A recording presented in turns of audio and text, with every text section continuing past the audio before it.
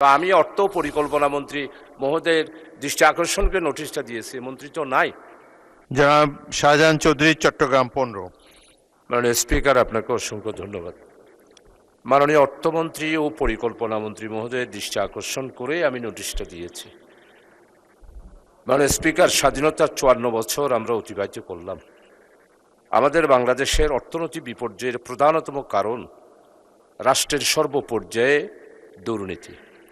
বিগত 18 বছরে ফ্যাসিস্ট সরকার স্বৈরাচার, হলমার্ক কেলেঙ্কারি, শেয়ার বাজার কেলেঙ্কারি, বিদ্যুৎ প্রজেক্ট ও কয়লা বিদ্যুৎ দুর্নীতি, বালিশ ও পর্দা ক্রয় দুর্নীতি, মেগা প্রকল্প দুর্নীতি, স্বাস্থ্য খাতে মেডিকেল কলেজ হাসপাতালের মেশিন ক্রয়ের দুর্নীতি, সড়ক নির্মাণের দুর্নীতি, অসাধু ব্যাংক সদস্য, জি আপনার নোটিশ দিয়েছিলেন অর্থ পাচার সংক্রান্ত।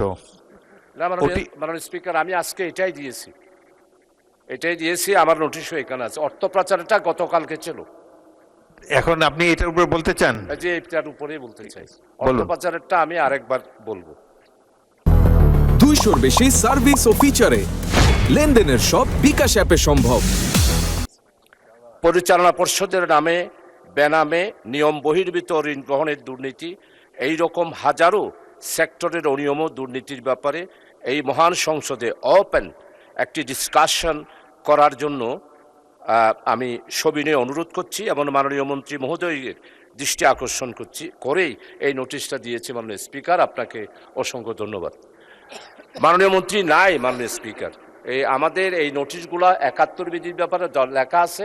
এই নোটিশটার ব্যাপারে শোনার জন্য স্ব মন্ত্রণালয়ের মন্ত্রীরা এখানে উপস্থিত থাকবেন। তো আমি অর্থ পরিকল্পনা মন্ত্রী মহোদয়ের দৃষ্টি আকর্ষণকে নোটিশটা দিয়েছি, মন্ত্রী তো নাই।